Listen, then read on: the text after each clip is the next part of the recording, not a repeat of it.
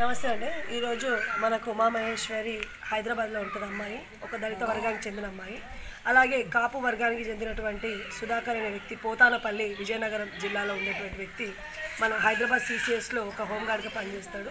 10 సంవత్సరాల క్రితం అమ్మాయిని వివాహం చేసుకొని ఇప్పుడు కేవలం కులాన్ని అడ్డు పెట్టుకొని వాళ్ళ ఊరిలో ఉండేటువంటి ఇంకో అమ్మాయిని ఉమామహేశ్వరి అనే అమ్మాయిని పెళ్లి చేసుకోవడం జరిగింది. 10 సంవత్సరాలు కాపురం చేసినటువంటి అమ్మాయిని మోసం చేయడమే కాకుండా అక్కడ ఇంకో అమ్మాయిని కూడా మోసం చేసినారని అంటున్నారు. ఎంతవరకు మాకు తెలియదు, కానీ కేవలం దళిత అంటే మాదిగ కులం అమ్మాయికి మాకు అవసరం లేదన్న ఒక విషయంతోనే అతను వదిలేసి ఈ పెళ్లి చేసుకోవడం జరిగింది.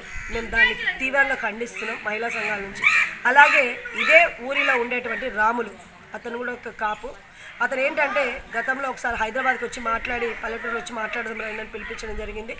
మీకు డబ్బులు ఇచ్చి ఈ కేసు వదిలేసుకోండి, లేకపోతే మిమ్మల్ని ఏదైనా చేస్తానని చెప్పి పాపం మా అమ్మాయిని బెదిరించడం జరిగింది.